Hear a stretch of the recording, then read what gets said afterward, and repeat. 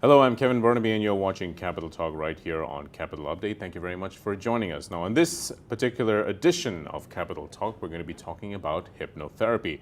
Yes, it's a big word, hypnotherapy, and a lot of people have a lot of misconceptions about hypnotherapy and what hypnotherapy is all about. Some of them think that it turns you into hypnosis is basically something that makes you do something that you don't want to do, and you're not in control, or it makes you, bark like a dog or oink like a pig or something like that. Well, here in the studio with us to sort of dispel or debunk the myth about hypnosis and, of course, hypnotherapy and what it's all about is Ajit Ludher, who is a clinical hypnotherapist. Ajit, thank you for taking the time to be with us on this edition of Capital Talk. It's a pleasure having you here.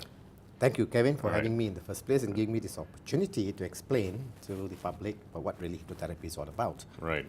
Now, the thing is, we are all pretty much aware of the notion of hypnosis and everything else. Everyone thinks about this little crystal that dangles and, oh, you're getting sleepy. Oh, yeah, now you're going to go into that state of, Yes. losing control and stuff. I think a lot of what people think about hypnotherapy or hypnosis, for that matter, is really losing control of themselves and sort of letting the other person gain control of of you. So what exactly is hypnotherapy all about?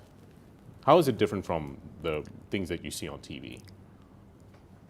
It's because people have this presumption by watching all these TV programs and seeing people going in trance, and then we hear about people getting robbed and they were in a trance. So they use the word hypnosis. I was hypnotized, but it's all the wrong terminology. It's nothing to do with hypnotherapy.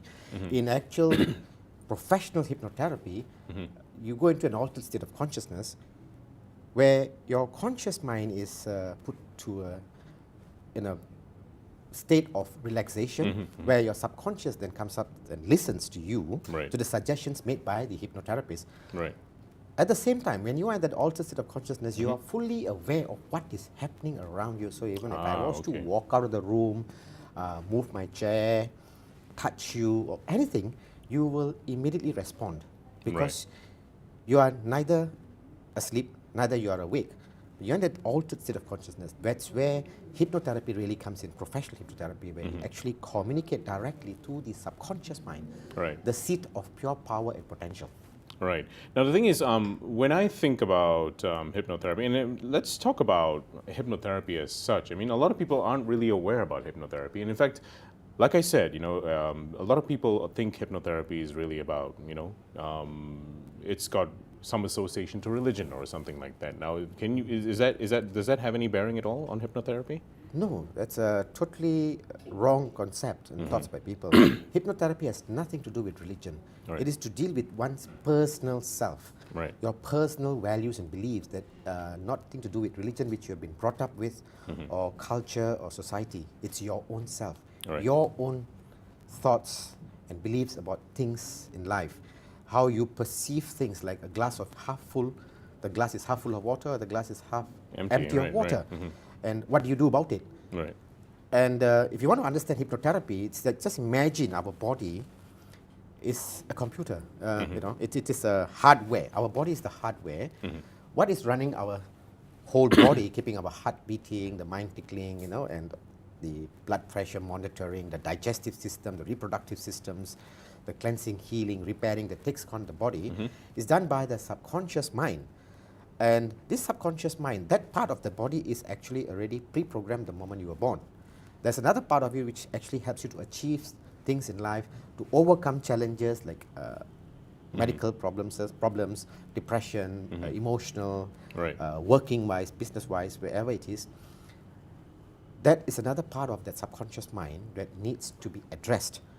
Now, just imagine, as I said, the body is the hardware. The software is the subconscious mind. Right. Now, who's running it? It is the person who's running it, who's actually keying into the computer. What you put in is what you get out. So that is the conscious mind.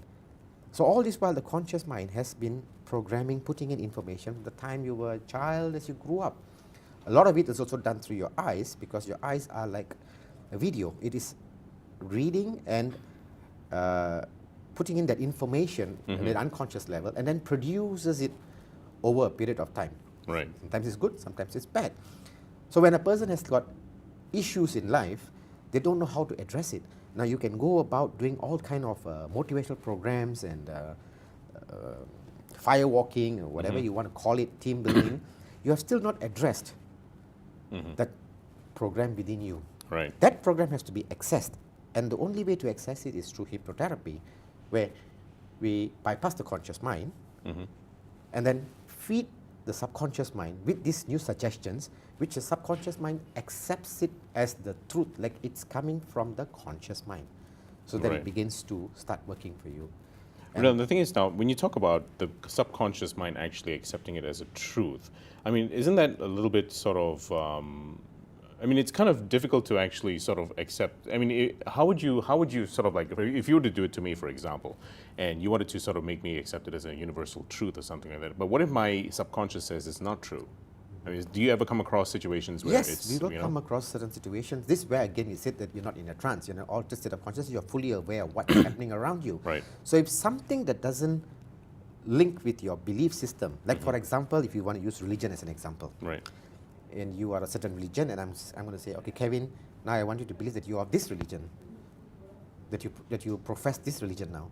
Immediately, your subconscious mind will kick it away. kick it away, right? Because that's not a part of you. But if I was to say, Kevin, you've all this while you've been feeling lousy and sabotaging yourself, looking down upon yourself. From now on, I want you to look at yourself as someone who has value added to yourself, who can give value to people. Now, that is a different concept now. That is a different So concept, that right? immediately your subconscious mind says, yes, that's true. Yeah, okay. Now we start working from that level. So it's actually quite a fine line. You have to be very careful with what words you choose as a hypnotherapist. I mean, we all talk about being in a trance and stuff like that, and obviously trance is obviously something, I don't know, I mean, you can explain to me a bit later about what exactly being in a trance is all about, but you have to be very, very careful with what words you use as a hypnotherapist, in fact. Yes, you have to be very careful, and my personal belief is that to be a proficient and a professional hypnotherapist, one must have gone through pain and experiences in their life in order for them to understand their clients whom they're dealing with. Now, we have a lot of hypnotherapists who are graduating at 23, 24, 25 years old. Now, they come out into the market, which is good.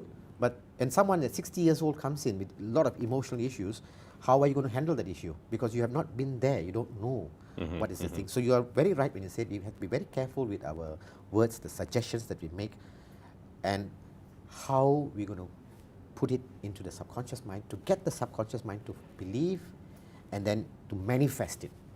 All right. That's important, very important. The words, the choice of words, and the tone and manner.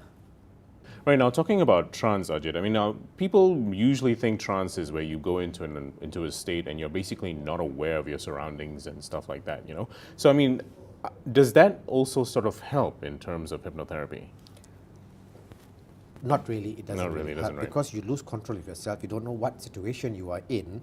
So when you go in a trance, you can do silly things. Or you can be Okay. made to do silly things. Made to do silly things, like by what? Right, people okay. who know So how to that do would be the trance. common perception then that is being, you know, Yes, reinforced. Then, right? it's for example when you do the fire walk, you're in a trance.